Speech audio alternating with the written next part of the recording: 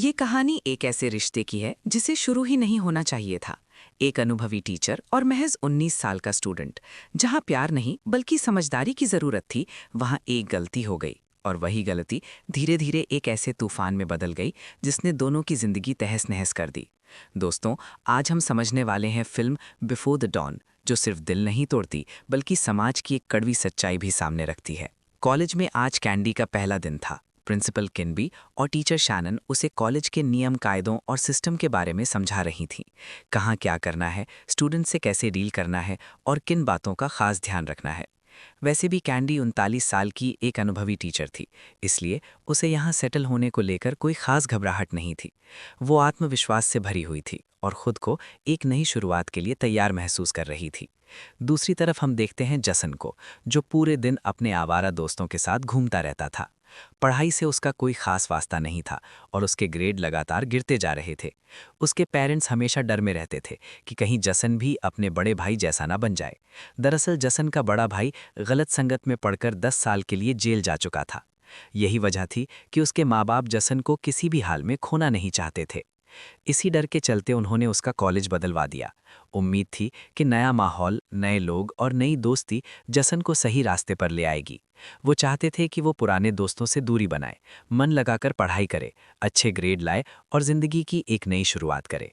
हालांकि जब भी उसकी तुलना उसके बड़े भाई से की जाती, जसन को बहुत गुस्सा आता। उसे लगता था कि लोग उसे समझते ही नहीं हैं। वो खुद को अपने भाई से बिल्कुल अलग मानता था। आज जसन का भी कॉलेज में पहला दिन था। संयोग से उसकी पहली मुलाकात मैडम कैंडी से ही हुई। पूरी क्लास की पहली घंटी तो सिर्फ एक दूसरे का परिचय लेने में ही निकल गई। लेकिन कॉलेज की छुट्टी के बाद जसन की असलियत सामने आने लगी। पैसे कमाने के लालच में वो पहले ही गलत कामों में फंस चुका था। वहीं दूसरी तरफ कैंडी ने कॉलेज में पूरे दिन जो कुछ भी हुआ वो सब अपनी माँ को फ़ोन पर बता दिया। माँ को भी बेटी की चिंता थी, क्योंकि कैंडी पहली बार अपना शहर ब्रेबुक छोड़कर किसी और जगह शिफ्ट हुई थी।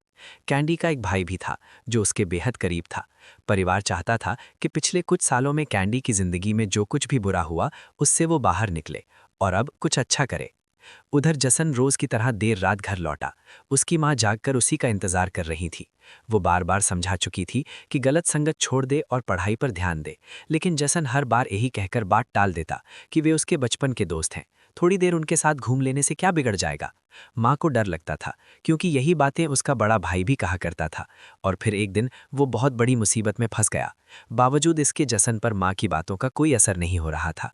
लेकिन इस बार हालात कुछ अलग थे। जसन ने खुद महसूस किया कि उसे पढ़ाई में मदद की ज़रूरत है, इसलिए उसने मैडम कैंडी से मदद मांगी ताकि कम से कम उसके ग्रेड सुधर सके।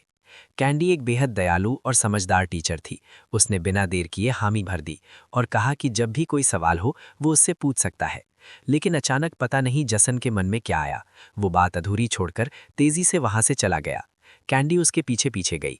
तभी मैडम शानन ने उन्हें रोक लिया और सख्त लहजे में कहा कि जसन जैसे लड़कों पर समय बर्बाद मत करो। उनके मुताबिक वो एक बिगड़ा हुआ लड़का है जो 20 साल की उम्र से पहले ही पढ़ाई छोड़ देगा।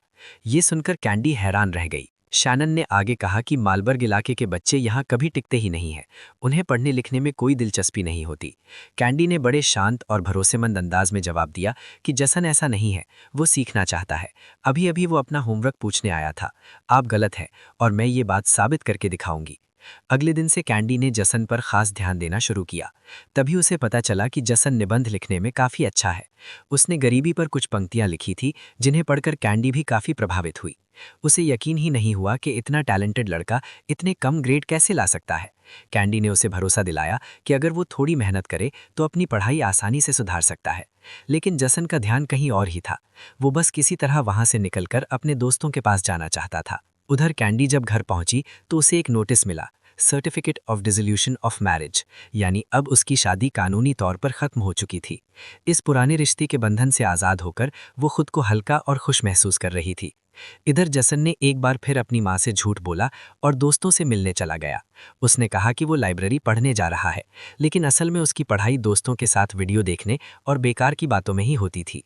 वो खुद को बदलने की कोशिश तो करता था, लेकिन कुछ ही घंटों में फिर उसी गलत रास्ते पर लौट आता था। कॉलेज में एंड्रयू नाम का एक टीचर था जिसकी कैंडी से अक्सर बातचीत होती रहती थी। इस बार उसने कैंडी को कॉफ़ी पर चलने के लिए कहा। कैंडी ने सोचा कि थोड़ी बातचीत से उसका मूड भी बदल जाएगा और वो एंड्रयू को बेहतर तरीके से जान पाएगी।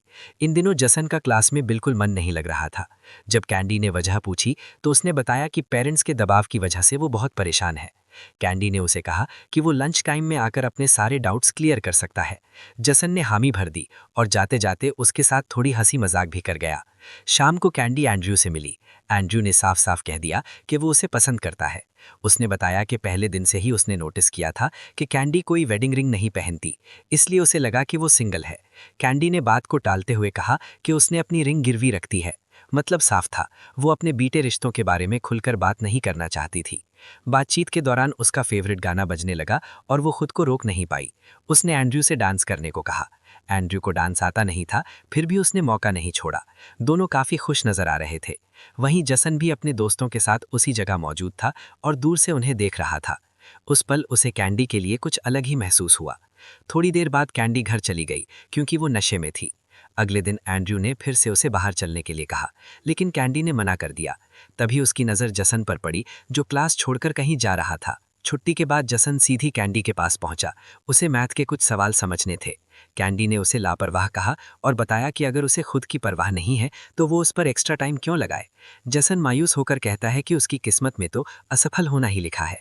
ये सुनकर कैंडी पिघल गई और उसे एक और मौका दे दिया। लेकिन यहाँ जसन पढ़ाई के बजाय कल रात की बातें करने लगा। उसने बताया कि उसने कैंडी को बार में देखा था और डांस सिखाने की बात छेड़ दी। कैंडी ने सख्त लहजे में उसे वहां से जाने को कहा। इसके बाद कहानी एक ऐसे मोड़ पर पहुंचती है जहां भावनाएं, लालच और गलत फैसले मिलकर एक ऐसी त्रासदी की नींव रखते हैं जिससे बचना शायद अब नामुमकिन हो चुका था, जिस वजह से उसके बड़े भाई को जेल जाना पड़ा था। कैंडी ने साफ कहा कि उसे सब कुछ सच सच बताना होगा, वरना ये रिश्ता यहीं खत्म। आखिरकार जसन मान गया। उसने बताया कि हाँ, वही लोग हैं जिनके साथ उसका भाई पहले काम करता था, लेकिन उसका खुद का रोल थोड़ा अलग है। वो ये सब सिर्फ इसलिए कर रहा है ताकि अपने परिवार को किसी दूसरी जगह एक नया घर दिला सके, जिसके बारे में अभी तक उसके घर वालों को भी कुछ नहीं पता। कैंडी ये सुनकर घबरा गई। उसने तुरंत जसन को ये काम छोड़ने की सलाह दी। उसे समझाया कि ये रास्ता बहुत खतरनाक है और इसका अंजाम कभी अच्छा नहीं होता। लेकिन जसन ने उसकी बात को हल्के में उड़ा दिया। मुस्कुराते हुए बोला, इन फिजूल बातों में टाइम बर्बाद मत करो, आज का दिन इतना खूबसूरत है, इसे एंजॉय करते हैं। कुछ घंटे बाद जब जसन घर लौटा तो वहां उसका बॉस पहले से मौजूद था। बॉस को एक आदमी से बकाया पैसा वसूलवाना था। जसन ने साफ इनकार कर दिया। उसने कहा कि वो सिर्फ सामान बेचने में ठीक है, वसूली का काम उससे नहीं होगा। लेकिन असल समस्या यही थी, वे लोग धीरे धीरे जसन को ट्रेन करना चाहते थे ताकि वो अपने बड़े भाई की जगह ले सके। बॉस ने सारी डिटेल समझाई और धमकी भरे लहजे में बात करके वहां से चला गया। जसन के अंदर इतनी हिम्मत नहीं थी कि वो दोबारा उन्हें मना कर सके। घबराया हुआ वो सीधे बाथरूम में नहाने चला गया। इसी दौरान उसकी माँ ने उसका फ़ोन चेक कर लिया। फ़ोन में जसन और मिस कैंडी के बीच की सारी चाट और सच्चाई उनकी आंखों के सामने खुल गई। फिर भी उन्होंने जसन को इस बात का एहसास नहीं होने दिया कि उन्हें सब कुछ पता चल चुका है। उसी रात जसन ने उस लड़के को ढूंढ निकाला जिससे उधार का पैसा वसूलना था। उसने ज़बरदस्ती पैसे लिए और बिना किसी को कुछ कहे वहां से निकल गया। अगले दिन कॉलेज में पेरेंट्स मीटिंग रखी गई थी। कैंडी सबसे आखिर में जसन की माँ मिसेस वॉकर से मिली। उनके चेहरे पर खुशी का नामो निशान नहीं था। मिलते ही उन्होंने कैंडी को सख्त चेतावनी दे दी, मेरे बेटे से दूर रहो वरना अंजाम अच्छा नहीं होगा। ग्रेड बढ़ाने के लिए तुमने ये कौन सा तरीका अपनाया? असल में मिसेस वॉकर को लगने लगा था कि कैंडी अपनी निजी इच्छाएं पूरी करने के लिए जानबूझकर जसन को अच्छे नंबर दे रही है, जबकि हकीकत में वो पढ़ाई में इतना तेज नहीं है। लेकिन सच्चाई ये नहीं थी। कैंडी चाहकर भी उन्हें समझा नहीं पाई। नाराज होकर मिसेस वॉकर वहां से चली गईं। ये बात जब प्रिंसिपल बिन्बी तक पहुंची तो कैंडी ने सवाल किए।